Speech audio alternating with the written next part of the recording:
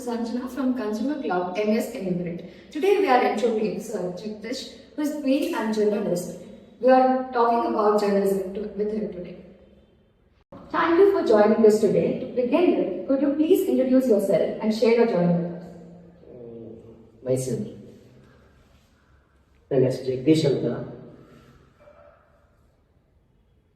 ನಾನು 2001ರಲ್ಲಿ ನಾನು ಪ್ರಜಾವಾಣಿಯಲ್ಲಿ ಆಯ್ಕೆಯಾದೆ. ಪ್ರಜಾವಾಣಿಯಲ್ಲಿ ಕೆಲಸ ಮಾಡಿದೆ.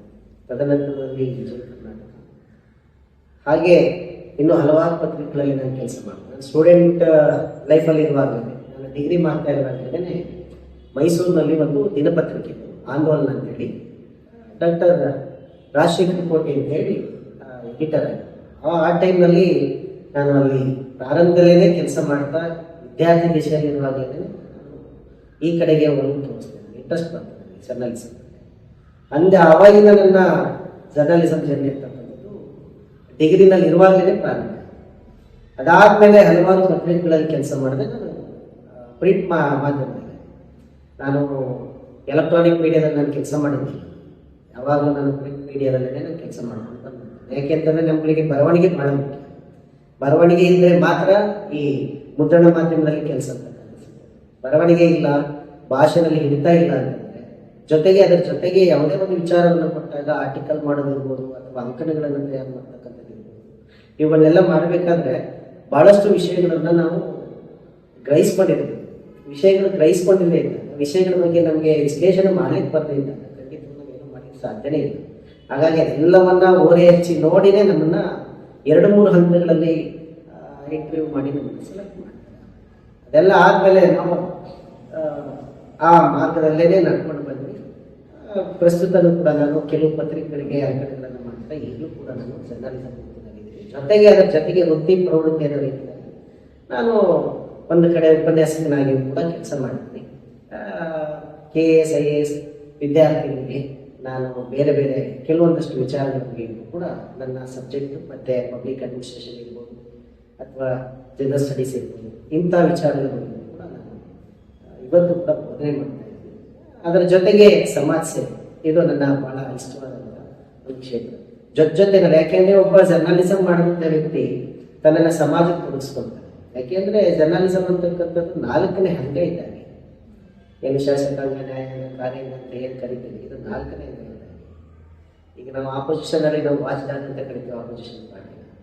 ಇದು ಎಲ್ಲರೂ ವಾಚ್ ಮಾಡ್ತಾರೆ, ಆಪೋಸಿಷನ್ ಮತ್ತು ಅಡ್ಮಿನಿಸ್ಟ್ರೇಟಿವ್ ಅಂತಕ್ಕಂಥ 2 ಪಾರ್ಟಿಗಳನ್ನು ಕೂಡ ವಾಚ್ ಮಾಡ್ತಾರೆ. ಸಮಾಜಕ್ಕೆ ಬೇಕಾದಂಥ, ಸಮಾಜಕ್ಕೆ ಏನು ಬೇಕು ಅದನ್ನು ಕೊಡ್ತೇವೆ. ಜೊತೆಗೆ ಸರ್ಕಾರ ಎಲ್ಲಿ ದುಡುಕುತ್ತೆ, ಜನ ಏನನ್ನು ಮಾಡಬೇಕು, ಜನರ ಕರ್ತವ್ಯ ಏನು, ಸಮಾಜದ ಕರ್ತವ್ಯ ಏನು, ಸರ್ಕಾರದ ಕರ್ತವ್ಯ ಏನು, ಇವುಗಳನ್ನು ಕಣ್ತರಿಸುವಂಥ ನಿಟ್ಟಿನಲ್ಲಿ ಜರ್ನಲಿಸಮ್ ಅಂತಕ್ಕಂಥದ್ದು ಕೆಲಸ ಮಾಡ್ತಾರೆ. ಇವಾಗ ಈ ಸೆಷನ್ ಸ್ಟಾರ್ಟ್ ಮಾಡೋಣ. ನಮ್ಮ ಫಸ್ಟ್ ಕ್ವಶನ್ ಬನ್ನಿ, how did you start this your career in journalism? ಹೇಗೆ ಸ್ಟಾರ್ಟ್ ಮಾಡಿದೆ ಅನ್ನೋದಕ್ಕಿಂತ ಹೆಚ್ಚಾಗಿ ಯಾಕೆ ಸ್ಟಾರ್ಟ್ ಮಾಡಿದೆ ಅನ್ನೋದು ಭಾಳ ಮುಖ್ಯ. ಈಗ ಕೆಲವು ಸಲ ಅನಿವಾರ್ಯ ಅಂತಂದಾಗ ಹೇಗೆ ಬೇಕಾದ್ರೂ ಸ್ಟಾರ್ಟ್ ಮಾಡಬೇಕು. ನಮಗೆ ವೃತ್ತಿ ಜೀವನ ಅಂತಂದ್ರೆ ಡಿಗ್ರಿ ಅಂತ ಮಾಡಿದ್ಮೇಲೆ ಯಾವ್ದಾದ್ರು ಒಂದು ಕೆಲಸ ಹಿಡಿಬೇಕು ಅಂತ ಅದು ಇರುತ್ತೆ. ಅದು ಪ್ರತಿಯೊಬ್ಬರಿಗೂ ಕೂಡ ಅದೇನೆ, ಡಿಗ್ರಿ ಮುಗಿದಿದೆ ಕೆಲಸಕ್ಕೆ ಹೋಗೋಣ. ಆದರೆ ನಮಗೆ ಒಂದು ಗುರಿ ಅಂತಕ್ಕಂಥದ್ದು ಇತ್ತು. ಬಾಲ್ಯದಲ್ಲೇ ಏನಪ್ಪ ನಿನ್ನ ಆಂಬಿಷನ್ ಏನು ಅಂತ ಟೀಚರ್ಸ್ ಕೇಳಿದಾಗ ಕೂಡ ನನಗೊಂದು ಗುರಿ ಇದೆ, ನಾನೊಬ್ಬ ಜರ್ನಲಿಸ್ಟ್, ನಮ್ಮ ಪತ್ರಕರ್ತ. ಯಾಕೆ ಇದಾಯಿತು ಅಂತಂದರೆ, ಆ ಕಾಲದಲ್ಲಿ ನಾನು ಇವಾಗ ನನ್ನ ಗುರುಗಳು ಪಿ ಲಂಕೇಶ್ ಅವ್ರನ್ನ ನೆನೆಸ್ಕೊಳ್ಳೋದು. ಯಾಕೆಂತಂದರೆ ಅವ್ರ ಹತ್ರನೂ ಕೂಡ ನಾನು ಭಾಳಷ್ಟು ಪಡೆದವನು. ಜೊತೆಗೆ ಇತ್ತೀಚೆಗೆ ತೀರ್ಕೊಂಡಂಥ ಗೌರಿ ಲಂಕೇಶ್ ಅವರ ಪುತ್ರಿ, ಅವ್ರ ಜೊತೆಗಳೆಲ್ಲ ಒಡನಾಟ ಇಟ್ಕೊಂಡಿದ್ದಂಥವ್ರು. ಹಾಗಾಗಿ ಅಂಥ ವ್ಯಕ್ತಿಗಳು ನಮಗೆ ಇಷ್ಟ. ಯಾಕೆ ಅಂತಂದರೆ ಅವರು ಯಾವ ಮಟ್ಟಿಗೆ ಪತ್ರಿಕಾ ರಂಗದಲ್ಲಿ ಇದ್ರು ಅಂತಂದರೆ ಯಾವತ್ತೂ ಒಂದು ಕೈಗಳನ್ನ ಕೊಡೋದು ಮಾಡ್ಕೊಳ್ಳೇ ಇಲ್ಲ. ಭಾಳ ಪ್ರಾಮಾಣಿಕತೆ, ನಿಷ್ಠೆ, ಇವುಗಳಿಗೆ ಹೆಸರಾದ. ಜೊತೆಗೆ ಅವ್ರು ಯಾವ್ದಾದ್ರು ಒಂದು ಆರ್ಟಿಕಲ್ ಮಾಡ್ತಾ ಇದ್ದಾರೆ, ಸರ್ಕಾರ ವಿರುದ್ಧ ಬರೀತಾ ಇದ್ದಾರೆ ಅಂತಂದರೆ ಇಡೀ ಸರ್ಕಾರ ನಡುವುದು, ಸರ್ಕಾರ ಅಲ್ಲಾಡೋದು. ಲಂಕೇಶ್ ಅವ್ರನ್ನ ಕಂಡ್ರೆ ಅಧಿಕಾರಿಗಳು ಯಾರು ಭ್ರಷ್ಟರಿದ್ದಾರೆ, ಭ್ರಷ್ಟ ಅಧಿಕಾರಿಗಳು ನಡುಗೋರು. ಅಂಥ ಅದ್ಭುತವಾದಂಥ ಪತ್ರಕರ್ತ ಲಂಕೇಶ್. ಹಾಗಾಗಿ ಅಂಥವರು ನಮಗೆ ಮಾರ್ಗದರ್ಶನ, ಜೊತೆಗೆ ನಮಗೆ ಅವರು ಒಂದು ಮಾದರಿ. ಅಂಥವ್ರನ್ನ ನೋಡಿ ನಾನು ಈ ಕ್ಷೇತ್ರವನ್ನು ಆರಿಸ್ಕೊಳ್ಬೇಕಾಯಿತು. ಜೊತೆಗೆ ಪ್ರಾರಂಭದಲ್ಲಿಂದಲೂ ಕೂಡ ನಾವು ಹವ್ಯಾಸಿ ಹೋದ್ರು. ಆ ಕಾಲಕ್ಕೆಲ್ಲ ಮೊಬೈಲ್ಗಳು ಅವೆಲ್ಲ ನಮ್ಮ ಟೈಮಲ್ಲಿ ಇರಲಿಲ್ಲ. ನಮಗೆ ಏನೇ ರಿಕ್ರಿಯೇಷನ್ ಬೇಕು ಅಂದರೆ ಪುಸ್ತಕಗಳೇ ನಮಗೆ ಸರ್ಕಳ ಪುಸ್ತಕಗಳಲ್ಲಿ ನಾವು ಇರ್ತಿರ್ಲಿಲ್ಲ. ಯಾವುದಾದ್ರು ಒಂದು ಕಾದಂಬರಿ ಓದಬೇಕು ಅಂತಂದ್ರೆ ಆ ಕಾದಂಬರಿ ಮುಗಿಯೋ ತನಕ ಸಂಪೂರ್ಣ ನಿದ್ರೆ ಮಾಡಿದಾಗ ಓದ್ತಾ ಇದ್ವಿ. ಕೊನೆಗೆ ಅದು ಮುಗಿಯೋಷ್ಟೊತ್ತು ಗೊತ್ತಾಗ್ತದೆ ಇಷ್ಟೊತ್ತಾಗಿದೆ. ಆ ಮಟ್ಟಕ್ಕೆ ಓದಿನ ಕಡೆ ನಮ್ಮ ಗಮನ ಇತ್ತು. ಜೊತೆಗೆ ಅವೆಲ್ಲವೂ ಕೂಡ ನಮ್ಮನ್ನ ಈ ರೀತಿಯಾಗಿ ಜರ್ನಲಿಸಮ್ಗೆ ತಂದು ಇಲ್ಲಿ ಉಳ್ಕೊಳ್ಳೋದಕ್ಕೆ ನಮ್ಮನ್ನು ಆದ್ರೆ ಇವಾಗ ಪತ್ರಿಕೆಯಲ್ಲೂ ಹಂಗೆ ಅಲ್ಲ ಸರ್, ಬರೀ ಅಷ್ಟು ಇಂಪಾರ್ಟೆಂಟ್ ನ್ಯೂಸ್ಗಳು ಕಮ್ಮಿ ಇದೆ, ಬೇರೆ ನ್ಯೂಸ್ಗಳೇ ಜಾಸ್ತಿ ಪ್ರಿಂಟ್ ಆಗ್ತಿರೋದ್ರಿಂದ ಅವ್ರು ಹೆಂಗಿದ್ರು ಅದು ಮೊಬೈಲಲ್ಲೇ ಸಿಗ್ತಿದೆ. ಮೊಬೈಲ್ಗೆ ಯಾರು ಅಪ್ಲೋಡ್ ಮಾಡ್ತಾರೆ? ಅದವ್ರಿಗೆ ಬೇಗ ಸಿಗ್ತಿದೆ ಅಲ್ಲ. ಅದೇ ಬೇಗ ಸಿಗ್ಬೇಕಾದ್ರೆ ಸಿಗೋ ಥರ ಮಾಡೋರೆ. ನಾವು ಬರೆದು ಪ್ರಿಂಟ್ ಆಗಿ ನಾವು ಕೊಟ್ಟ ಮೇಲೆ ತಾನೇ ನೀವು ಅಪ್ಲೋಡ್ ಮಾಡೋದು. ಆದ್ರೆ ನೀವು ನಿಮ್ಮ ಇನ್ಫಾರ್ಮೇಶನ್ ರೀಚ್ ಆಗೋದು ಮುಂಚೆನೆ ಹಂಗೆ ಫಾಸ್ಟ್ ಇನ್ಫಾರ್ಮೇಶನ್ ರೀಚ್ ಆಗುತ್ತೆ. ಯಾಕೆಂತಂದ್ರೆ ಯಾವಾಗ ಅದು ಪ್ರಿಂಟ್ ಆಗುತ್ತೋ ಆವಾಗಲೇ ಅಪ್ಲೋಡ್ ಮಾಡಿರ್ತೀವಿ. ಯಾಕೆಂತಂದ್ರೆ ಇವತ್ತಿನ ತಂತ್ರಜ್ಞಾನ ಈಗ ಬಹಳ ವೇಗವಾಗಿದೆ ಅನ್ನೋದೆಲ್ಲವೂ ಗೊತ್ತು. ಇವತ್ತು ನೀವೇನು ಏನಂತೀವಿ ಸೆವೆಂತ್ ಜನರೇಷನ್ ಇದರಲ್ಲಿ ಏನೇನು ಬಳಸ್ಕೊಂಡೆಲ್ಲ ಬಹಳ ಮುಂದಕ್ಕೆ ಬಂದ್ಬಿಟ್ಟಿದ್ವಿ. ನಿಮಗೆ ಎಷ್ಟು ವೇಗದಲ್ಲಿ ಹೋಗ್ತಾ ಇದೆಯೋ ಆ ವೇಗದಲ್ಲಿ ನಾವು ಕೊಡ್ಬೇಕಾಗಿದೆ.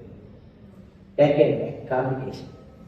ಈಗ ನಾನು ಮಾಡಲಿಲ್ಲ ಅಂತಂದ್ರೆ ಇನ್ನೊಬ್ರು ಮಾಡ್ತಾರೆ, ಅವ್ರು ಮಾಡಿಲ್ಲ ಅಂದ್ರೆ ಮತ್ತೊಬ್ಬರು ಮಾಡ್ತಾರೆ. ಹಾಗಾಗಿ ನನ್ನ ನ್ಯೂಸ್ ಬೇಗ ರೀಚ್ ಆಗಬೇಕು ಅನ್ನೋ ಕಾರಣಕ್ಕೆ ಇಂಥ ಮಾಧ್ಯಮಗಳನ್ನು ಆದ್ರಿಂದ ಜನಗಳ ತಲುಪುತ್ತೆ. ಅದೇ ನಮ್ಮ ಜನಗಳ ತಲುಪದೇ ಇರೋದೇ ಇಂಪಾರ್ಟೆಂಟ್ ಆಗಿರುತ್ತೆ. ನಾವು ಬಳಸ್ಕೊಳ್ತೀವಿ. ಆದರೆ ಎಷ್ಟು ಜನ ನೀವೆಲ್ಲ ಹೆಡ್ಲೈನ್ ನೋಡ್ತೀವಿ. ಹೆಡ್ಲೈನು ಈ ಸಬ್ಜೆಕ್ಟ್ ಏನಿದೆ ಅದಕ್ಕೆ ಒಂದು ತಲೆಬರಹ ಅಷ್ಟೇ ಅದು.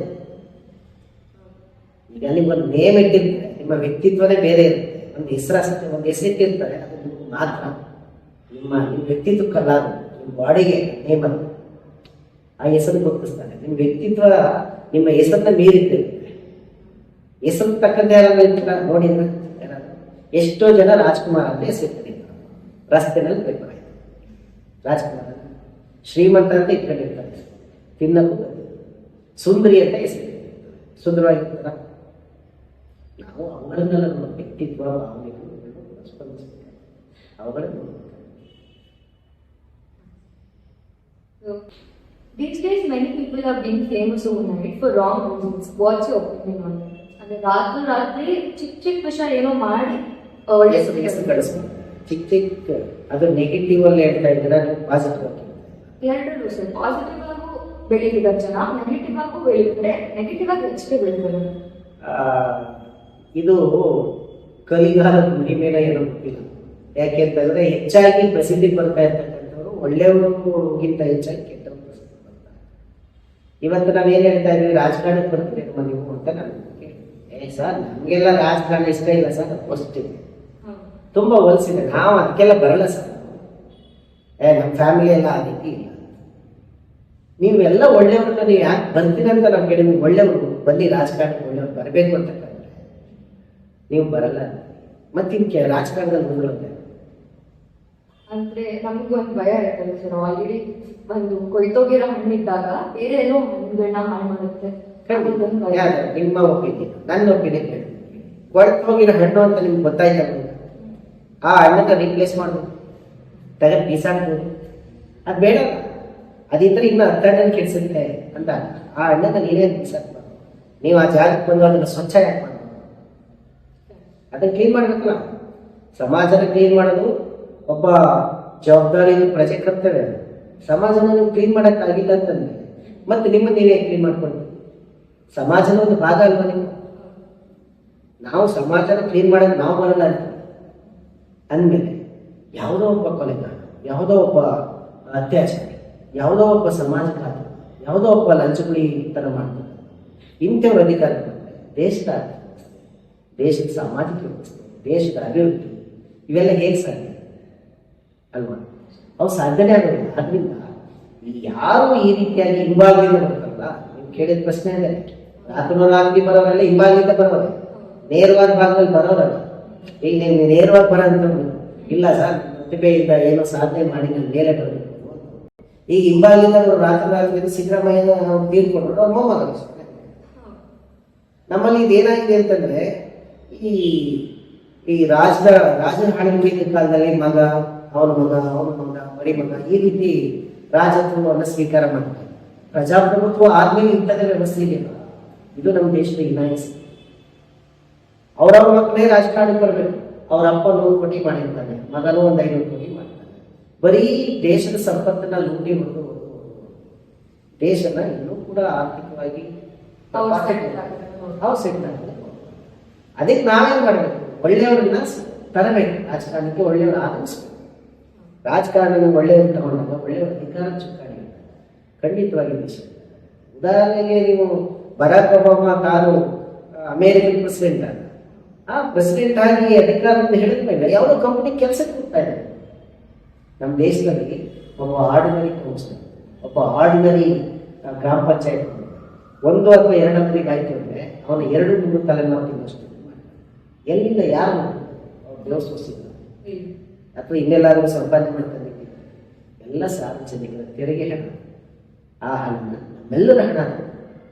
ಅದನ್ನ ತಾವು ಕ್ರೋಢೀಕರಣ ವಂಶ ಪಾರಂಪರ್ಯವಾಗಿ ರಾಜಕಾರಣ ಅವ್ರಿಗೆ ಅಧಿಕಾರ ಇದ್ದರೆ ಇಲಾಖೆಗಳು ಅವ್ರಿಗೆ ಅಧಿಕಾರ ಇದ್ದರೆ ಮಾತ್ರ ಅವ್ರ ಜೀವ, ಇಲ್ಲ ಅಂತಂದ್ರೆ ಇಲಾಖೆ ಒದ್ದಾಡ್ತಾರೆ ಅಂತ ಪರಿಸ್ಥಿತಿ. ಹಾಗಾಗಿ ಏನಾಗ್ತದೆ ಅಂದರೆ ಕಳ್ಳಾದವರು ಕೂಡ ರಾತ್ರಿ ಹೆಸರು ಮಾಡ್ಕೊಂಡು ಬರ್ತಾರೆ. ಅಂಥವ್ರಿಗೆ ರಾಜಕೀಯ ಪಕ್ಷಗಳು ಗುರುತಿಸ್ತಾರೆ. ಇವನಿಗೆ ಗತ್ತಿದೆ, ಒಂದಷ್ಟು ದುಡ್ಡು ಮಾಡೋಣ, ಇವನಿಗೆ ಟಿಕೆಟ್ ಕೊಟ್ಟರೆ ಗೆಲ್ತಾರೆ ಅಂತ. ಈಗ ನಿಮ್ಮ ಹತ್ರ ದುಡ್ಡಿಲ್ಲ, ನಮ್ಮ ಪಾರ್ಟಿ ಫಂಡಲ್ಲೂ ದುಡ್ಡಿಲ್ಲ, ಇವ್ರಿಗೆ ಕೊಟ್ಟರೆ ಇವ್ರ ಹತ್ರ ದುಡ್ಡಿಲ್ಲ, ಇವ್ರು ದುಡ್ಡು ಖರ್ಚು ಮಾಡಿಲ್ಲ ಅಂತ ಜನ ಹೋಗ್ತಾರೆ. ಇವತ್ತೇನಾಗಿದೆ, ಜನಗಳು ಹಾಗೆ ಆಗ್ಬಿಟ್ಟಿದ್ದಾರೆ. ಇವ್ರು ದುಡ್ಡು ಕೊಡಲಿಲ್ಲ ಅನ್ನೋದು ಕೆಲಸ ಮಾಡಿ ದುಡ್ಡು ಕೊಟ್ಟರೆ ಹೋಗ್ತಾರೆ. ಆಮೇಲೆ ಇನ್ನೊಂದು ರಾಜಕಾರಣಿಗಳು ಏನು ಮಾಡ್ತಾರೆ, ಎಲ್ಲಿ ಬಡವರಿದ್ದಾರೆ, ಎಲ್ಲಿ ಸ್ಲಮ್ಗಳಿದ್ದಾರೆ, ಕೊಡಗೇರಿಗಳಿದ್ದಾರೆ, ಎಲ್ಲಿ ಮಧ್ಯಮ ವರ್ಗದವರು, ಕೆಳ ಮಧ್ಯಮ ವರ್ಗದವರು ವಾಸಿಸ್ತಾರೆ, ಅಂಥ ಕಡೆ ಅವ್ರು ಹೆಚ್ಚಿಗೆ ಕ್ಯಾನ್ವಾಸ್ ಮಾಡೋದು ಗೊತ್ತು.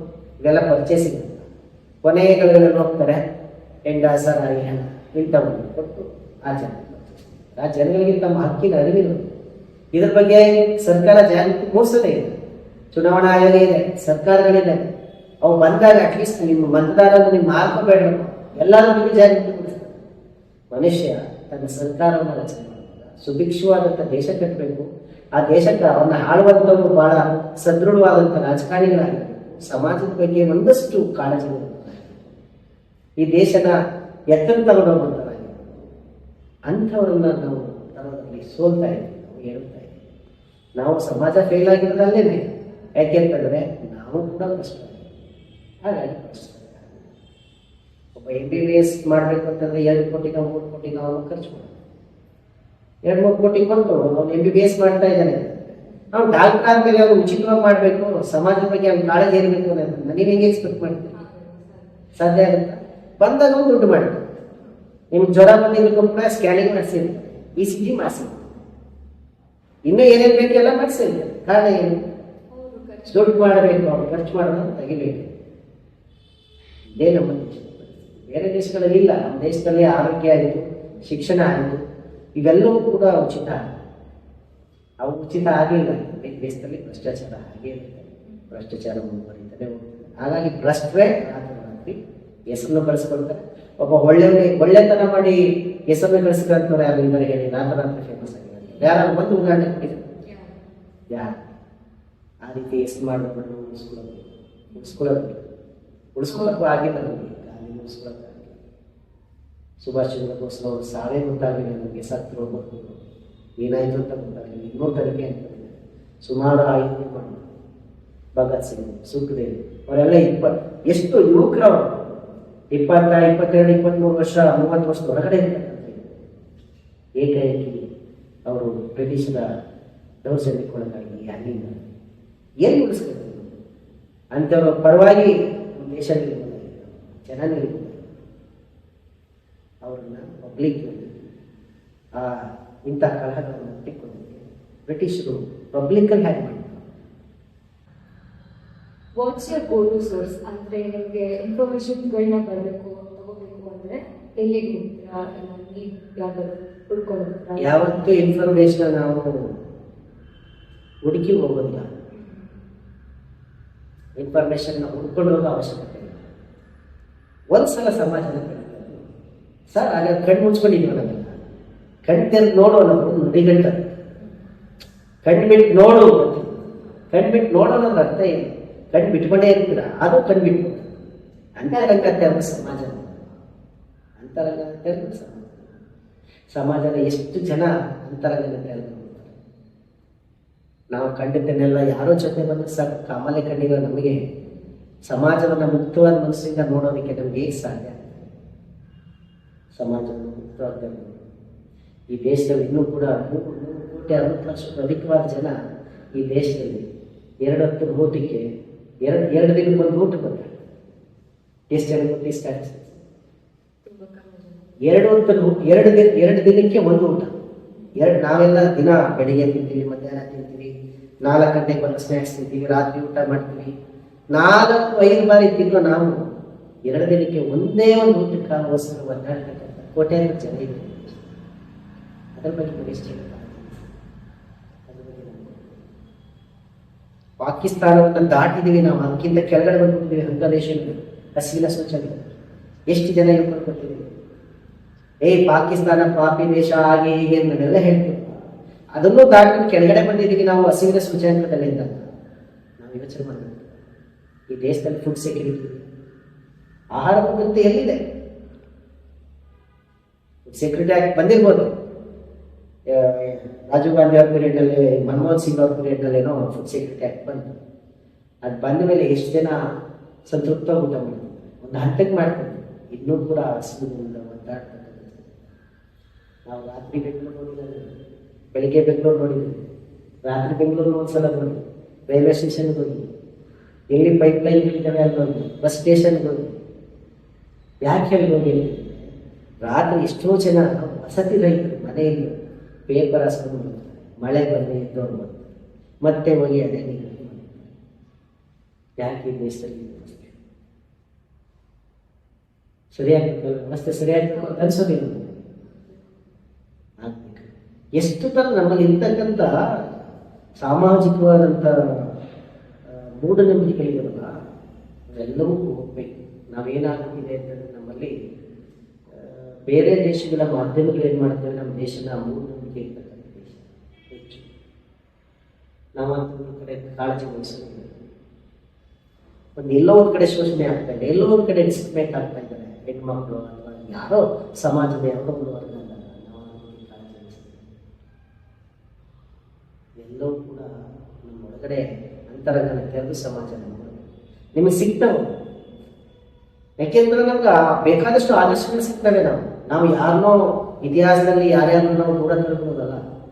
ಯಾರ್ಯಾರು ಏನೇನು ಮಾಡಿದ್ದಾರೆ, ಅವ್ರು ಅಕಾಲಕ್ಕೆ ಮಾಡಿದ್ದಾರೆ, ನಮ್ಗೆ ಈಗೆಲ್ಲ ಸವಲತ್ತಿದೆ, ನಾವೇ ಈ ರೀತಿ ಇನ್ಸ್ಪೈರ್ ಆಗ್ಬೇಕು. ನಮಗೆ ಹಿಸ್ಟ್ರಿನ ಯಾಕೆ ಬರಬೇಕು, ಇತಿಹಾಸವನ್ನು ಯಾಕೆ ತಿಳ್ಕೋಬೇಕು ಅಂತಂದ್ರೆ, ಒಂದು ಕಡೆ ಅಂಬೇಡ್ಕರ್ ಅದನ್ನೇ ಹೇಳ್ತಾರೆ, ಇತಿಹಾಸವನ್ನು ಮರೆತವನು ಇತಿಹಾಸವನ್ನು ಸೃಷ್ಟಿಸ್ತಾರೆ. ಯಾಕೆಂದ್ರೆ ಇತಿಹಾಸನ ತಗೋಬೇಕು. ನಮ್ಮ ಪೂರ್ವಜರು ಯಾವುದೋ ಒಂದು ಅದ್ಭುತವಾದ ವಿಚಾರಗಳ ಮೇಲೆ ಈ ರಾಷ್ಟ್ರ ಕಟ್ಟಿದ್ದಾರೆ ಅಂದ್ರೆ, ಹಿಂಗೆಲ್ಲ ಮಾಡಿದ್ದಾರೆ, ಅವರಿಂದ ಇನ್ಸ್ಪೈರ್ ಆಗಿ ಇನ್ನೂ ಅದಕ್ಕಿಂತ ಮೇಲ್ಮುಖವಾಗಿ ಕಟ್ಕೊಂಡು ಯಾವಾಗಲೂ ಕ್ರ್ಯಾಪ್ ಅಂತಕ್ಕಂಥ ಮೇಲ್ಮುಖವಾಗಿ ಇರ್ಬೇಕು. ನಾವು ಅದನ್ನು ಕಾಳಜಿ ವಹಿಸ್ತಾರೆ. ಬರೀ ಹೆಸರು ಹೇಳ್ಕೊಡ್ತೀವಿ, ನಮ್ಮ ಅಪ್ಪ ರಾಜ ಆಗಿಲ್ಲ, ನಮ್ಮ ತಾತ ರಾಜ ಗೊತ್ತಾ, ಮೈಸೂರು ರಾಜ ಆಗಿಲ್ಲ, ನಮ್ಮ ತಾತ ದೇಶ ಆಗಿಲ್ಲ, ಇದ್ರಲ್ಲೇ ಇದ್ದೀವಿ ನಾವು. ನೀವೇನು ಮಾಡ್ತಾ ಇದ್ದೀವಿ? ಸಮಾಜನೇ ನೋಡಲ್ವಲ್ಲ ನೀವು ಕಣ್ತೇರೋ? ಸಮಾಜ ನೋಡೋ ಕೆಲಸ ನಾವು ಮಾಡೋದೇ ಇಲ್ವಲ್ಲ. ಕಾಲೇಜಲ್ಲಿ ಪಾಠ ಮಾಡ್ತಾರ ಇಲ್ಲ, ನಿಮ್ಗೇನು ಸಬ್ಜೆಕ್ಟ್ ಇದೆ ಬರ್ತಾರೆ, 45 ನಿಮಿಷ 1 ಅವರ್ ಪಾಠ ಹೋಗ್ತಾರೆ. ಎಷ್ಟು ಜನ ಸಾಮಾಜಿಕವಾದಂಥ ಜಾಗೃತಿಯನ್ನು ಮೂಡಿಸುವಂಥ ಪಾಠ ನಿಮ್ಗೆ ಹೇಳ್ಬೋದು? ಯಾರು? ಸಮಾಜದಲ್ಲಿ ತೆರೆದು ನೋಡೋದು ನಮ್ಗೆ ಸುಮ್ಮನೆ ಕಣ್ತೆರೆದು ನೋಡೋದು ಸಾಕು. ಎಲ್ಲೋ ಒಂದು ಕಡೆ ಬೆತ್ತಲ ಸೇವೆ ಮಾಡಿ, ಇನ್ನೂ ನಿಮ್ಗೆ ಗೊತ್ತೇ ಇಲ್ಲ ಬೆತ್ತಲ ಸೇವೆ ಅನ್ನೋದು ಇದೆ. ಎಲ್ಲ ಕೇಳಿದ್ರ ಬೆತ್ತಲ ಸೇವೆ ಅಂದರೆ? ನಾವು ಚಂದ್ರಗುತ್ತಿನಲ್ಲಿ ಬೆತ್ತಲ ಸೇವೆ ಆದಾಗ ದೇವರಮ್ಮನವರು ಮತ್ತು ಇನ್ನಿತರ ಬೇಕಾದಷ್ಟು ಜನ ಅಲ್ಲಿ ಹೋಗಿ ಬೆತ್ತಲ ಸೇವೆ ನಿಲ್ಲಿಸಬೇಕು ಅಂತ ಬೆಂಗಳೂರಿಂದ ಮೈಸೂರಿಂದ ಎಲ್ಲ ಬಂದಿದ್ವಿ. ನಾವು ಅಲ್ಲಿಗೆ ಹೋದಾಗ ಚಂದ್ರಗುತ್ತಿನಲ್ಲಿ ನಮ್ಮನ್ನೆಲ್ಲ ಅರೆಸ್ಟ್ ಮಾಡಿ ಗುಲ್ಬರ್ಗ ಜೈಲಲ್ಲಿ ಇತ್ತು. ಒಂದು 11 ದಿನ ಅಲ್ಲೇ ಜೈಲಲ್ಲಿ. ಅದಾದ್ಮೇಲೆ ಬೆತ್ತಲ ಸೇವೆ ಮಾಡಿ ಯಾರು ಶೋಷಿತ ವರ್ಗಕ್ಕೆ ಬಿಟ್ಟ ಸೇರಿದಂತೆ ಹೆಣ್ಮಕ್ಳಿಗೆ ಬ್ರಾಹ್ಮಣರನ್ನು ಹೊರತುಪಡಿಸಿ ಇನ್ನು ಉಳಿದಂಥ ಎಲ್ಲ ವರ್ಗಗಳು ಶೋಷಿತರಾಗಿ ನೋಡ್ತಿದ್ರು. ಅಂಥ ಹೆಣ್ಮಕ್ಳನ್ನ, ವಯಸ್ಸು ಬಂದಂಥ ಹೆಣ್ಮಕ್ಳನ್ನ ಬೆತ್ತಲೆ ಮಾಡಿ ದೇವರ ಹೆಸರಿನಲ್ಲಿ ಬೆತ್ತಲೆ ಮಾಡ್ತಾರೆ. ಇವತ್ತು ಸವದತ್ತಿ ಎಲ್ಲಮ್ಮ ಅಲ್ಲೆಲ್ಲ ಹಿಂದೂಗಳು ಕಣ್ಣು ಕಾಣದಾಗಿ ಎಲ್ಲೋ ಒಂದು ರೀತಿ ನಡ್ಕೊಂಡು ಹೋಗ್ತಾ ಇದ್ದಾರೆ ಈ ಸಮಾಜ. ಇವತ್ತು ದೇವದಾಸಿ ಮಕ್ಕಳು ಅಂತ ಇದ್ದಾರೆ, ನಂಬ್ತೀರಾ? ಆ ಮಕ್ಕಳಿಗೆ ತಾಯಿ ಮೇಲೆ ತಂದೆ ಇಲ್ಲ, ಯಾರನ್ನು ಹೇಳ್ಕೋಬೇಕು? ದೇವದಾಸಿ ಮಕ್ಕಳಿಗೆ ರಿಸರ್ವೇಶನ್ ಕೊಡುತ್ತೆ ಸರ್ಕಾರ. ನಾ ದೇವದಾಸಿ ಮಗ ನನಗೆ ರಿಸರ್ವೇಶನ್ ಕೊಡಿ ಅಂತ ಅವ್ನು ಕೇಳ್ಕೋಬೇಕಾದ್ರೆ ಸಮಾಜದೊಳಗಡೆ ಅವ್ನಿಗೆ ಇಷ್ಟು ಪೇನ್ ಆಗುತ್ತೆ ಅನ್ನೋದು ಯಾರು ವಿಚಾರ ಮಾಡ್ತಿದ್ರು? ನಿಮ್ಮ ಅಪ್ಪ ಯಾರು ಗೊತ್ತೇ ಇಲ್ಲ, ಯಾರು ಇನ್ನೊಬ್ಬ ದೇವದಾಸಿ ತಿಳಿಸಿದೆ. ಬಸವಿ ಬಿಡೋದು ಅಂತ ಬಿಡ್ತಾರೆ ಹೆಣ್ಮಕ್ಳನ್ನ, ಅರ್ಶಿನ ನೀರು ಹಾಕ್ಬಿಟ್ಟು ಅರ್ಶಿನ ದಾರ ಕಟ್ಬಿಟ್ರೆ ಮುಗೀತಾ ಹೆಣ್ಮಕ್ಳು. ಆ ಭಾಗದಲ್ಲಿ ಇರ್ತಕ್ಕಂಥ ಎಲ್ಲರೂ ಸುತ್ತವರು, ಮುದುಕನಿಂದ ಹಿಡಿದು ಪ್ರಾಯದ ಮುದುಕ ಎಲ್ಲ ಸುತ್ತ. ಕೊನೆಗೆ ಆಕೆ ಮಕ್ಕಳ ಅಪ್ಪ ಇಲ್ಲ, ಅಮ್ಮಮ್ಮ ಸಣ್ಣಪ್ಪನ ಕೂಡ ಜಾಗದಲ್ಲಿ ತಾಗಿ. ಈ ಸಮಾಜದ ದುರಂತಗಳೆಲ್ಲ ನೀವು ನೋಡ್ಬೇಕು. ಇದನ್ನ ನೋಡಿದಾಗ ನಿಮ್ಗೆ ಸೋರ್ಸ್ ಸಿಗುತ್ತೆ. ಒಬ್ಬ ಪತ್ರಕರ್ತರಿಗೆ ಸಮಾಜ ನೋಡೋಕೆ ಸಾಕು ಸೋರ್ಸ್ ಸಿಗುತ್ತೆ. ಇದನ್ನ ನಾವು ಮಾಡಬೇಕು. ಎಲ್ಲೋ ಒಂದ್ ಕಡೆ ಹೋಗ್ತಾರೋ ಮನುಷ್ಯನ ನಾವು ಈ ಸಮಾಜ ಯಾವ್ಯಾವ್ದ್ರಲ್ಲಿ ಗೆದ್ದಿದೆ ಅನ್ನೋದು ಗೊತ್ತರ. ಇವಾಗ ಈ ಸಮಾಜ ಯಾವಾಗಲೂ ಅಷ್ಟೇ ಒಂದು ಕಲ್ಲನ್ನ ದೇವರಾಗಿಸಿ ಅದರಲ್ಲಿ ನಾವೇನ್ ಮಾಡಿದ್ವಿ, ಈ ಧರ್ಮ ಸಮಾಜ ದೇವ್ರು ಎಲ್ಲವೂ ಅಷ್ಟೇ ಮನುಷ್ಯನ ಮನಸ್ಸನ್ನ ಹಾಕ್ಸಿ. ಕಲ್ಲಲ್ಲಿ ದೇವ್ರ ಕಂಡಿಲ್ಲ, ಮನುಷ್ಯನಲ್ಲಿ ಮನಸ್ಸನ್ನೇ ಕಾಣಬೇಕು. ಮನುಷ್ಯನಲ್ಲಿ ಮನಸ್ಸನ್ನು ಕಾಣ್ತಾ ಇದ್ದೀವ, ಜಾತಿ ಧರ್ಮದ ಆಧಾರದ ಮೇಲೆ ಅವನ್ನ ನೋಡ್ತಾ ಇರ್ಬೇಕಿದೆ. ಮತ್ತೆ ಇದು ನೋಡೋದು ಸೋರ್ಸ್ ಆಗಲ್ಲ, ಆಗ್ಬೇಕಿರಲ್ಲ. ಯಾಕೆಂದ್ರೆ ಸಮಾಜನ ನೋಡಿದಾಗ ನಿಮಗೆ ಕಣ್ಣು ತೆರೆದು ನೋಡಿ ಅನ್ನೋದು ಅದೇ ಕಾರಣ. ಒಂದ್ಸಲ ಸಮಾಜನ ನೋಡಿ ನಿಮ್ಗೆಲ್ಲವೂ ಸಿಗುತ್ತೆ. ಒಬ್ಬ ತಾಯಿ ಮೇಲೆ ಆಟಿಕಲ್ ಮಾಡ್ಬೇಕಾ ನೀವು? ಸುಮ್ಮನೆ ಒಂದು ಕ್ಷಣ ಅಮ್ಮನ್ ನೋಡಿ, ನಿಮ್ಮ ಮನೇಲಿ ನಿಮ್ಮ ಅಮ್ಮನ್ ನೋಡಿ, ಬೆಳಗ್ಗೆ ಇಲ್ಲ ಸಂಜೆವರೆಗೆ ನಿಮ್ಮ ಅಮ್ಮನ್ ನೋಡಿ, ಅಮ್ಮನ ಬಗ್ಗೆ ಒಂದು ಆಟಿಕಲ್ ಮಾಡಿ ಅಂತ ಕೊಡ್ತೀವಿ. ಅಮ್ಮನ ಬೆಳಿಗ್ಗೆಯಿಂದ ಸಂಜೆ, ಅಮ್ಮನ ರೊಟ್ಟಿನೇ ಗೊತ್ತಾ? ಬೆಳಿಗ್ಗೆ ರೊಟ್ಟಿನ ಬೆಳಿಗ್ಗೆ ಎಲ್ಲ ಮೊದಲೇ ಆಗಲ್ಲ. ನೀವು ಹೇಳೋದು ಟೀ ಬೆಡ್ ಮೇಲೆ ಬಂದು ಹೇಳಿಸ್ತಾರೆ ಟೀ. ನೀವು 100 ಸಲ ಈ ಕಡೆ ಉರುಳಿ ಈ ಕಡೆ ಉಳಿತದೆ. ಅಪ್ಪನ ಅಷ್ಟೊತ್ತಿಗೆ ಸ್ನಾನ ನೀರು ಕಾಯ್ದಿರುತ್ತೆ, ಸ್ನಾನ ಮಾಡಿಸಿದ್ರು. ಎಷ್ಟು ಜನ ನೀವು ಬಟ್ಟೆ ಟವಲ್ ತಗೊಂಡು ಸ್ನಾನ ಮಾಡ್ತೀರಿ? ಬೈದಾಗ ಬಾಯ್ ಆಗ್ತಾರೆ. ಅದಕ್ಕೂ ಸ್ನಾನ ಆದ ತಕ್ಷಣ ಅಮ್ಮ ಟವಲ್ ಅದಕ್ಕೂ ಅಡುಗೆ ಅಷ್ಟು ನಾಳೆ ರೆಡಿ ಆಗ್ತದೆ. ಬಿಸಿ ಬಿಸಿ ಬಾಕ್ಸ್ ತಟ್ಟೆಗೆ ಹೋಗ್ತಾಳೆ, ಬಿಸಿ ಬಿಸಿ ಬಾಕ್ಸ್ ಕಟ್ಟಿರ್ತಾಳೆ, ತಟ್ಟೆಗೆ ಹಾಕೊಂಡು ಬಂದು ನಿಮ್ಗೆ ಫೀಲ್ ಮಾಡಿರ್ತೀವಿ ತಿನ್ನುತ್ತೆ. 2 ರೊಟ್ಟಿ ಮುರಿದು ಹಾಕಿರ್ತಾಳೆ, 7 ಒಂದೇ ರೊಟ್ಟಿ ತಗೊಳ್ಳೋ ಒಂದೇ ರೊಟ್ಟಿ ಒಂದೇ ಕಣ ಹಾಕಿರ್ತಾರೆ ತಿನ್ನು 2 ತಿನ್ನಿಸ್ತಾರೆ. ನಿಮ್ಗೆ ಅನ್ಕೋಬೋದು ಮನೆಗೆ ಲೆಕ್ಕ ಗೊತ್ತಿಲ್ಲ ನಮ್ಮ ಗಂಡಿ. ಅಮ್ಮನ ನೋಡಿದ್ರೆ ಅಪ್ಪನ ನೋಡಿ ಬೆಳಿಗ್ಗೆ ಒಂದು ಸಂಜೆ ಬರ್ತಾರೆ. ಸಂಜೆ ಬಂದು ಒಂದು ಸುಸ್ತೆಲ್ಲ ಇರುತ್ತೆ. ಮಗಳು ಮನೆಗೆ ಬಂದು ಮಗ ಮನೆಗೆ ಬಂದು ಮತ್ತೆ ಹೋಗ್ತಾರೆ. ಅವ್ರ ಕಷ್ಟ ಈಗ ಬರ್ಬೇಕಂತ ಹೌದಾ ಏನು ಏನು ಬಟ್ ಅವ್ರಿಗೆ ನೀವು ಪ್ರೀತಿನ ಮಾಗಾಡಿಸಿ ಕೂತ್ಕೊಂಡು ಸಾಕು. ಅಪ್ಪನನ್ನ ನೋಡೋದು ಯಾರ್ದೋ ಮನೆ ಜಗಳ ಬರೀಬೇಕು, ನಿಮಗೆ ಕಾಂಟ್ರವರ್ಸಿ ಕ್ರಿಯೇಟ್ ಮಾಡ್ಬೇಕಾ? ಎದುರುಗಡೆ ಮನೆ ನೋಡಿ, ಅಕ್ಕಪಕ್ಕದ ಮನೆ ನೋಡಿ, ಸ್ವಲ್ಪ ಕಿವಿನ ಕಚ್ಚಿನ ಕಿವಿ ಮಾಡ್ಬೋದು. ಕಚ್ಚಿನ ಕಿವಿ ಮಾಡ್ಕೊಳ್ಳೋದು ಗೊತ್ತಾ? ಹೇಳಿಕೆ ಮಾತು ಕೇಳಿಸ್ಕೊಡೋದು, ಕಂಡ ಸುದ್ದಿ ಕಿವಿ ಕೊಡೋದು ತಲ್ವ ಆರ್ಟಿಕಲ್. ಗಾಸಿಪ್ ಕ್ರಿಯೇಟ್ ಮಾಡೋಕ್ಕಲ್ವಾ? ಸುಮ್ಮನೆ ಯಾರ್ದು ಹೋಗೋದು ನೋಡಿ. ಕಣ್ಣು 2 ನೋಡುತ್ತೆ, ಒಳ್ಳೆಯದು ನೋಡುತ್ತೆ, ಕೆಟ್ಟದ್ದು ನೋಡುತ್ತೆ, 2 ನೋಡಿ. ಸಮಾಜದಲ್ಲಿ ಅಣ್ಣ ತಂಗಿ ಜೊತೆ ಹೋಗೋಕೆ ಕ್ರಿಯೇಟ್ ಆಗುತ್ತೆ. ಸಮಾಜಕ್ಕೆ ಗೊತ್ತಿರಲ್ಲ ಅಲ್ವಾ? ನಾವು ಸೋರ್ಸ್ ನಾವು ಉಳ್ಕೊಂಡು ಹೋಗ್ಬೇಕಾಗಿಲ್ಲ. ಸಮಾಜದ ನೋಡಿ ಗಾಳಿ ಸುದ್ದಿ ಕಿಂಗ್ಕೊಂಡು ಸಮಾಜದ ಮುಕ್ತವಾದ ರೀತಿಯಲ್ಲಿ ನೋಡಿದ್ರೆ ನಿಮಗೆ ಸೋರ್ಸ್ ಸಿಗುತ್ತೆ, ಸಂಪನ್ಮೂಲ ಸಿಗುತ್ತೆ. ಅದೇ ಸರ್ಕಾರ ಯಾಕೆಂತಂದ್ರೆ ವಿಷಯ ಅಂತಂದ್ರೆ ಬಹಳ ಮುಖ್ಯ. ಒಂದು ಒಳ್ಳೆ ವಿಷಯದ ಮೇಲೆ ನಾವು ಆರ್ಟಿಕಲ್ ಮಾಡೋದಿದೆಯಲ್ಲ, ಮೊದಲು ನಮ್ಗೆ ಬೇಕಾಗಿರೋದೇ ವಿಷಯ ಯಾವಾಗ ಸಿಗುತ್ತೆ ಅಂದರೆ ನಿಮ್ಮ ಅಂತರಂಗದ ಕಣ್ಣಿನ ತೆರೆದು ಸಮಾಜ ವಿಶಾಲ ದೃಷ್ಟಿಕೋನದಲ್ಲಿ ನೋಡೋದು ಖಂಡಿತವಾಗಿ ಎಲ್ಲವೂ ಸಿಗುತ್ತೆ. ನಾವೆಲ್ಲ ಹಾಗೇನೆ ಕಂಡುಕೊಂಡಿದ್ದೀವಿ. ಕೆಲವೊಂದು ಈಗೆಲ್ಲ ಮೀಡಿಯಾಗಳಿದ್ದಾವೆ, ಸರ್ ಇಲ್ಲೊಂದು ಆಕ್ಸಿಡೆಂಟ್ ಆಯಿತು ಬನ್ನಿ ಸರ್ ಇಲ್ಲೊಂದು ಮನೆಗೆ ಸಿಲಿಂಡರ್ ಬ್ಲಾಸ್ಟ್ ಆಗಿದೆ ಬನ್ನಿ ಸರ್, ಇಲ್ಲೊಂದು ಕೊಲೆ ಆಗಿದೆ ಬನ್ನಿ. So, how can journalists balance reporting trends and products without encouraging unnecessary spreading of wrong information? ಅಂದ್ರೆ ನೀವು ಪ್ರಾಡಕ್ಟ್ಸ್ ಮತ್ತು ಬೇರೆ ಬೇರೆ ಥಿಂಗ್ಸ್ನ ಅಡ್ವರ್ಟೈಸ್ ಮಾಡ್ತೀರಲ್ಲ ಅದನ್ನ. ಈಗ ಅಡ್ವರ್ಟೈಸ್ಮೆಂಟ್ ಅಂತಕ್ಕಂಥದ್ದು ಏನಿದೆ ಅದು ಕೂಡ ನಮ್ಮ ಪತ್ರಿಕೆಗಳಾಗಲಿ ಅಥವಾ ಚಾನಲ್ ಬೆಳಿಬೇಕಾದ್ರೆ ಆರ್ಥಿಕವಾದ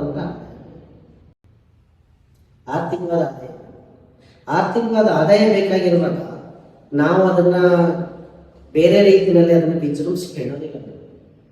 ನಾವು ಕೆಳಗಡೆ ಒಂದು ಟ್ಯಾಗ್ ಲೈನ್ ಹಾಕಿರ್ತೀವಿ, ನೋಡಿರ್ತೀರ ನೀವು? ಯಾರಾದರೂ ಒಂದು ಅಡ್ವರ್ಟೈಸ್ಮೆಂಟ್ ಕೊಟ್ಟ ಮೇಲೆ ಅದ್ರ ಕೆಳಗಡೆ ಸಣ್ಣದಾಗ ಒಂದು ಲೈನ್, ಪತ್ರಿಕೆನಲ್ಲೂ ಕೂಡ ಒಂದು ಸಣ್ಣ ಲೈನ್ ಮೆನ್ಷನ್ ಮಾಡಿ, ಸಂಪೂರ್ಣವಾದ ಜವಾಬ್ದಾರಿ ಪ್ರಾಡಕ್ಟ್ ಬಗ್ಗೆ ಕಂಪನಿಯವರೇ ಆಗಿರ್ತಾರೆ. ಅವ್ರು ಏನು ಕೊಟ್ಟಿರ್ತಾರೋ ಅದನ್ನ ಅಡ್ವರ್ಟೈಸ್ ಮಾಡ್ತೀವಿ ಅಷ್ಟೇ. ನಮ್ಗೆ ಅಡ್ವರ್ಟೈಸ್ಮೆಂಟ್ ಅದನ್ನ ಮಾಡ್ತೀವಿ. ಸರ್ ಅದು ಮಾಡೋದು ತಪ್ಪಲ್ಲ, ನಿಮ್ಗೆ ಗೊತ್ತಿರುತ್ತೆ. ಯಾವುದೋ ಒಂದು ಬ್ಯೂಟಿ ಪ್ರಾಡಕ್ಟ್ ಬರುತ್ತೆ, ನೀವು ಇದನ್ನ ಹಚ್ಕೊಂಡ್ಬಿಟ್ರೆ ಬೆಳ್ಳಗಾಗ್ತೀಯಾ, ಸುಂದರವಾಗಿ ಕಾಣ್ತೀಯಾ ಅಂತ ನೀವು ಹೇಳ್ತಿರಲ್ಲ, ಅದು ಅವ್ರು ಕೊಡೋದೇ. ಅದು ಹೇಳೋದು ತಪ್ಪಲ್ಲ, ಆರ್ಥಿಕವಾದ ಆದಾಯ ಬೇಕು. ಹಾಗಾಗಿ ನಾವು ಕೆಲವೊಂದನ್ನ ಟ್ರೀಟ್ಮೆಂಟ್ಗಳನ್ನು ಮಾಡ್ತೀವಿ. ಅಗತ್ಯನೇ ದುಡ್ಡು ಕೊಡ್ತಾರೆ ಅಂತೇಳಿ ಎಲ್ಲವೂ ಇದು ಮಾಡೋದಿಲ್ಲ. ಅದರಲ್ಲಿ ಸಾಧಕ ಬಾಧಕಗಳು ಎಷ್ಟಿದೆ. ಎಷ್ಟೋ ಜನ ಚೆನ್ನಾಗಿ ಕಾಣ್ತಾರೆ. ಈಗ ಆ ಲುಕ್ ಅಂತ ಅದ್ರ ಸೌಂದರ್ಯ ಅಂತಕ್ಕಂಥದ್ದು ಕೇವಲ ತೊಳ್ಕೊಂಡಾಗ ಬೆಳ್ಳಗಾದ ಮಾತ್ರ ಕೊಡುತ್ತೆ, ಕಪ್ಪಗಾದ ಬರಲಿಲ್ಲ. ಸ್ವಚ್ಛ ಅಂತ ಆಗ್ತದೆ, ಸ್ವಚ್ಛತೆಯೂ ಕೂಡ ಸ್ವಚ್ಛತೆಯೂ ಸೌಂದರ್ಯ. ಸ್ವಚ್ಛವಾಗಿ ಕಾಣೋದಕ್ಕೆ ನೀವು ಏನೇನಾದ್ರು ಕೊಡ್ತಾರೋ ಕಾಸ್ಮೆಟಿಕ್ಸ್ ಅದನ್ನೆಲ್ಲ ಅಡ್ವರ್ಟೈಸ್ಮೆಂಟ್ ಮಾಡ್ತೀವಿ. ಬೇರೆ ಪ್ರಾಡಕ್ಟ್ಸ್ ಬಂದರೂ ಕೂಡ ಅದನ್ನೇ ಮಾಡ್ತೀವಿ. ಆ ಪ್ರಾಡಕ್ಟ್ಸ್ಗಳು ಬಂದಾಗ ಅದ್ರ ಬಗ್ಗೆ ಏನಾದ್ರು ತೊಂದರೆಗಳಿದ್ರೆ ಅವೆಲ್ಲ ಲ್ಯಾಬಲ್ಲಿ ಟೆಸ್ಟ್ ಆಗಿನೇ ಬರ್ತವೆ. ಅದನ್ನೆಲ್ಲ ರಿಪೋರ್ಟ್ನ ತಗೊಂಡೇನೆ ಅಡ್ವರ್ಟೈಸ್ಮೆಂಟ್ ಕೊಟ್ಟ ತಕ್ಷಣ ನಾವು ಮಾಡ್ತೀವಿ. ಲ್ಯಾಬ್ ರಿಪೋರ್ಟ್ಸ್ ಅವೆಲ್ಲ ನೋಡೋದು. ಈಗ ಫುಡ್ ಐಟಮ್ಸ್ ಬರ್ತವೆ, ಫುಡ್ ಐಟಮ್ಸ್ ಎಲ್ಲ ಅವೆಲ್ಲ 2-3 ರೀತಿಯಲ್ಲಿ ಟೆಸ್ಟ್ ಆಗಿರ್ಬೇಕು. ಅವೆಲ್ಲ ಮಾರ್ಕ್ಗಳಾಗಿರ್ಬೇಕು, ಸ್ಪೆಸಿಫಿಕ್ ಆಗಿರ್ತಕ್ಕಂಥ ಡಿಪಾರ್ಟ್ಮೆಂಟ್ ಇರ್ತದೆ. ಅವುಗಳು ಅದನ್ನು ಇದು ಮಾಡಿರ್ಬೇಕು, ಸರ್ಟಿಫೈ ಮಾಡಿರ್ಬೇಕು. ಇಲ್ಲ ಅಂತಂದರೆ ಅವುಗಳನ್ನು ತಗೊಳ್ಳಲ್ಲ. ಸುಮ್ಮನೆ ಅನೌನ್ಸ್ ಮಾಡೋದು. ಈಗ ನೀವು ಯಾವುದೋ ಪ್ರಾಡಕ್ಟ್ ಮಾಡ್ತೀವಿ ಸರ್ಟಿಫೈ ಆಗಿಲ್ಲ, ಏಕಾಏಕಿ ತಂದು ಕೊಟ್ಬಿಟ್ರೆ ನೀವು ಅದನ್ನು ಇದು ಮಾಡ್ತೀವಿ. ಪ್ರಾಡಕ್ಟ್ ಈ ಕೂದಲು ಬೆಳೆಯುತ್ತೆ ತುಂಬ, ಅದನ್ನು ಹಾಕೊಂಡ್ರೆ ಅಂತ ಯಾವುದು ಸರ್ಟಿಫೈ ಆಗಿರೋದಿಲ್ಲ. ತಂದು ಕೊಟ್ಟರೆ ಅಡ್ವರ್ಟೈಸ್ಮೆಂಟ್ ಮಾಡಿದ್ವಿ, ನೀವು ದುಡ್ಡು ಕೊಟ್ಟಿರ್ತಾರೆ. ಅದನ್ನು ಬಳಸಿದಾಗ ನೀವು ಡೈರೆಕ್ಟ್ ಪ್ರಾಡಕ್ಟು ಚಾನಲ್ ಯಾಕೆಂದ್ರೆ ತಲೆ ಕೂದಲು ಚೆನ್ನಾಗಿ ಬೆಳೆಯುತ್ತೆ ಅಂತ ಹೋದ್ರೂ ಒಬ್ರು ಏನು ಮಾಡ್ತೀರಿ, ಕೇಸ್ ಹಾಕಿ ಹಾಕ್ತೀರ. ಹಾಗಾಗಿ ಆ ರೀತಿ ತೀರಾ ಆಗಿರ್ತಕ್ಕಂಥದ್ದು ಯಾರೋ ಈಗ ಯಾವುದೋ ಸೋಪ್ ಅಡ್ವರ್ಟೈಸ್ಮೆಂಟ್ ಇದೆ, ನಾವು ಯಾರೋ ಸ್ಲಮ್ಮಿಂದ ಯಾರೋ ಕೂಲಿ ಮಾಡಿ ಹೆಂಗಸನ್ನು ಕರ್ಕೊಂಡು ಅಡ್ವರ್ಟೈಸ್ಮೆಂಟ್ ಕೊಡಲ್ಲ. ಅಡ್ವರ್ಟೈಸ್ಮೆಂಟ್ ಅಂತಕ್ಕಂಥದ್ದು ಮಾರ್ಕೆಟಿಂಗ್ ಸ್ಟ್ರಾಟಜಿ. ಇವೆಲ್ಲ ಕಾಮರ್ಸ್ ಸ್ಟೂಡೆಂಟ್ಸ್ ಗೊತ್ತಿದೆ. ಯಾಕೆಂದರೆ ವಿತೌಟ್ ಅಡ್ವರ್ಟೈಸ್ಮೆಂಟ್ ನಾವು ಯಾವ ಪ್ರಾಡಕ್ಟನ್ನು ಕೂಡ ಸೆಲ್ ಮಾಡಲಿಕ್ಕೆ ಆಗಲ್ಲ, ಕಷ್ಟ. ಅಡ್ವರ್ಟೈಸ್ಮೆಂಟ್ ಭಾಳ ಪ್ರಮುಖವಾದ ಅಂಗ. ಹಾಗಾಗಿ ಅಡ್ವರ್ಟೈಸ್ಮೆಂಟ್ ಮಾಡೋದಕ್ಕೆ ಯಾರೋ ಸುಂದರವಾಗಿ ಬರಲಿ ಕರ್ಕೊಂಡು ನಾವು ಹೀರೋನ ಕರ್ಕೊಂಡು. ನಾನು ಸಂತೂರ್ ಮಮ್ಮಿ ಅಂತ ಸಂತೂರ್ ಮಮ್ಮಿ ಅನ್ನೋಕ್ಕೆ ಯಾರೋ ಒಳ್ಳೆ ಸುಂದರವಾಗಿ ಮುಖ ಹೊಂದಿರ್ತಕ್ಕಂಥವನ್ನೇ ಕರ್ಕೊಂಡು. ಹಾಗಾಗಿ ಅಡ್ವರ್ಟೈಸ್ಮೆಂಟ್ಗಳು ಪ್ರಾಡಕ್ಟ್ಗಳನ್ನ ನಾವು ಪ್ರಮೋಟ್ ಮಾಡ್ತೀವಿ ಥ್ರೂ ಅಡ್ವರ್ಟೈಸ್ಮೆಂಟ್. ಅದನ್ನು ಬಿಟ್ಟು ಅವುಗಳಿಗೆ ಜಾಸ್ತಿ ಒತ್ತಡ ಕೊಟ್ಟು ಏನು ಮಾಡೋದಿಲ್ಲ ಅಂತ ಪ್ರಾಮುಖ್ಯತೆ ಇದೆ. ಯಾಕೆಂದರೆ ಅಡ್ವರ್ಟೈಸ್ಮೆಂಟ್ಸ್ ಅಂತಕ್ಕಂಥದ್ದನ್ನು ಕೊಡೋದೇ ನಾವು ಚಾನಲ್ಗಳಲ್ಲಿ ನೋಡಿ ಕೆಲವು ಸೆಕೆಂಡ್ಸ್ಗಳು ಬಂದು ನಿಮಿಷಗಳಲ್ಲ, ಸೆಕೆಂಡ್ಸ್ಗಳಲ್ಲಿ. ನಾವು ಪತ್ರಿಕೆಗಳಲ್ಲಿ ಅಡ್ವರ್ಟೈಸ್ಮೆಂಟ್ ಅನೌನ್ಸ್ ಮಾಡಬೇಕಂದ್ರೆ ಅದಕ್ಕೆ ಒಂದು ಪೇಜ್ ಇರುತ್ತೆ, ಒಂದು ಪೇಜ್ ಅಷ್ಟೇ ಅಡ್ವರ್ಟೈಸ್ಮೆಂಟ್ ಪೇಜ್ ಅಷ್ಟೇ. ಹಾಗಾಗಿ ಅಡ್ವರ್ಟೈಸ್ಮೆಂಟ್ನ ನಾವೇನು ಜಾಸ್ತಿ ಪ್ರಚೋದಿಸಲಿಕ್ಕೆ ಹೋಗಲ್ಲ ಸಮಾಜಕ್ಕೆ. Coming to the end of the session, last but not the least, one situation or incident that changed your perception on this field. ಅಂದರೆ ಏನೋ ಒಂದು ಇನ್ಸಿಡೆಂಟ್ ನಿಮ್ಗಾಗಿರೋದು ಈ ಫೀಲ್ಡ್ ಮೇಲೆ ಅಭಿಪ್ರಾಯ. ಖಂಡಿತ ಆ ಥರದ ಇನ್ಸಿಡೆಂಟ್ಗಳಾಗಿದೆ. ಪ್ರಾಮಾಣಿಕವಾಗಿ ಯಾವಾಗ ನಾವು ಜರ್ನಲಿಸಮ್ನಲ್ಲಿ ತೊಡಗಿಸ್ಕೊಳ್ತೀವಿ ಆವಾಗ ಬೇಕಾದಷ್ಟು, ಯಾಕೆಂದರೆ ಸಮಾಜದಲ್ಲಿ ದುಷ್ಟಶಕ್ತಿಗಳು ಅಂತಲೂ ಇರ್ತವೆ. ಅವುಗಳಿಂದ ನಮ್ಮಲ್ಲಿ ಪ್ರಹಾರ ಆಗ್ತದೆ. ನಾವು ಇದೆಲ್ಲ ನಿಮ್ಮಲ್ಲಿ ಅಪ್ಲೋಡ್ ಆಗೋದ್ರಿಂದ ನಾವು ಅದನ್ನು ಅವ್ರಿಗೆ ಹೆಸರಲ್ಲಿ ಹೇಳಲಿಕ್ಕಾಗಲ್ಲ. ಆದರೆ ಒಮ್ಮೆ ನಾನು ಪ್ರಾರಂಭದಲ್ಲಿ ಅದು ವಿಜಯ ಸಂಕೇಶ್ವರ್ ಅವರ ನೇತೃತ್ವದಲ್ಲಿ ವಿಜಯ ಕರ್ನಾಟಕ ಪತ್ರಿಕೆ ಆ ಪತ್ರಿಕೆಯಲ್ಲಿದ್ದೆ. ಅದು ನಮ್ಮ ಪತ್ರಿಕಮ್ಮ ಯಾರಿಗೂ ಅದು ಗೊತ್ತಾಗಲಿಲ್ಲ. ನಮ್ಮ ಹಂತದಲ್ಲೇ ಅದನ್ನು ನಾವು ಸುಮ್ಮನೆ ಮಾಡಿದ್ವಿ, ಯಾವುದೋ ಒಂದು ರಿಪೋರ್ಟಿಂಗ್ ಮಾಡಿದ್ವಿ. ಅದು ಕಾಂಟ್ರವರ್ಸಿ ಕ್ರಿಯೇಟ್ ಆಯಿತು. ಅಂದರೆ ಸತ್ಯನೇ ಬರ್ದಿದ್ವಿ, ಸತ್ಯನ ನಿಮ್ಗೆ ಡೈಜೆಸ್ಟ್ ಮಾಡ್ಕೊಳಕ್ಕಾಗಿಲ್ಲ. ನೀವೇನು ಮಾಡಿದ್ರೆ ನನ್ನ ಮೇಲೆ ಅಟೆಂಪ್ಟ್ಸ್ ಮಾಡಿಸ್ತೀವಿ. ಯಾವ ಮಟ್ಟಿಗೆ ಅಂತಂದರೆ 4-5 ಜನ ಹೆಚ್ಚು ಕಡಿಮೆ ಕಿಲೋಮೀಟರ್ಗಳು ಗಟ್ಟಲೆ ನಮ್ಮನ್ನು ಜೀವನ ಕಟ್ಸ್ಕೊಂಡು ಬಂದ್ರು. ಅವಾಗ ನಾವೆಲ್ಲ ಟೂ ವೀಲರ್ನಲ್ಲಿ ಓಡಾಡ್ತಿದ್ವಿ. ನಾವು ಹೇಗೆ ವೇಗವಾಗಿ ಓಡಿಸ್ತೀವಿ ಅಂದರೆ ಧೈರ್ಯ ಏನೇ ಇರ್ಬೋದು, ಆಗತ್ತೇಳಿ ನಾವು ಸಿನಿಮಾ ಇರೋದಿಲ್ಲ ಅನ್ಬೋದು. 4 ಜನ ಬಂದರೆ ಒಬ್ಬ ಮನುಷ್ಯ ಇಬ್ಬರು ನಿಂತ್ಕೊಂಡು ನಾವು ಅವ್ರ ಜೊತೆ ಹೊಡೆದಾಟ ಮಾಡಲಿಕ್ಕೆ ಸಾಧ್ಯನೇ ಇಲ್ಲ. ಅಂಥ ಘಟನೆಗಳು ಆಗಿದ್ದಾವೆ ಜೀವನದಲ್ಲಿ. ಅವಾಗ ಏನನ್ಸುತ್ತೆ, ಬೇಕಪ್ಪ ವೃತ್ತಿ ಬೇಡ, ಯಾರು ನಿಂದೇ ಇರಬೇಕಪ್ಪ, ಯಾಕೆ ಇದನ್ನೆಲ್ಲ ಆದಿಲೋಗ ಮಾರನ್ನು ಸುಮ್ಮನೆ ಕರ್ಕೊಳ್ಬೇಕು. ಕೊನೆಗೆ ನಾವು ಏನಾದರೂ ಈ ಫೀಲ್ಡಿಗೆ ಬಂದಿದ್ದೀವಿ, ನಮ್ಮನ್ನು ಸಾಯಿಸ್ಬೋದು ಕೊಡ್ಬೋದು, ಅದಕ್ಕಿಂತ ಹೆಚ್ಚಿಗೆ ಏನು ಮಾಡಲಿಕ್ಕೆ ಖಂಡಿತವಾಗಿ ಏನು ಮಾಡೋದು. ರಾಜಕಾರಣಿಗಳ ಕೆಲಸ ಮಾಡಿದ್ದಾರೆ, ಬೇರೆಯವ್ರು ಬಿಟ್ಟು ಮಾಡಿಸಿದ್ದಾರೆ, ಧಮಕಿ ಹಾರಿಸಿದ್ದಾರೆ, ಎದುರಿಸಿದ್ದಾರೆ. ಅವಾಗೆಲ್ಲ ಈ ಥರದ ಮೊಬೈಲ್ಗಳು ಇರಲಿಲ್ಲ, ನಮ್ಮ ಹತ್ರ ದೊಡ್ಡ ಫೋನ್ಗಳಿದ್ವು. ಅದಕ್ಕಿಂತ ಮೊದಲು ಫೋನ್ ಬರೋಕ್ಕೂ ಬಂದಿದ್ದನು ನಾವು ಸ್ವಲ್ಪ ಕೆಲಸ ಮಾಡಿದ್ದೀವಿ. ಫೋನ್ಗಳಿರಲಿಲ್ಲ, ನಾವೆಲ್ಲಿ ಹೋಗ್ತೀವಿ, ಎಲ್ಲಿ ಬರ್ತೀವಿ, ಅಲ್ಲಿ ಬಂದು ಎದುರಿಸಿರೋದಿದ್ದಾರೆ. ಅಂಥವುಗಳಿಗೆಲ್ಲ ತಲೆ ಕೆಡಿಸ್ಕೊಂಡಿಲ್ಲ.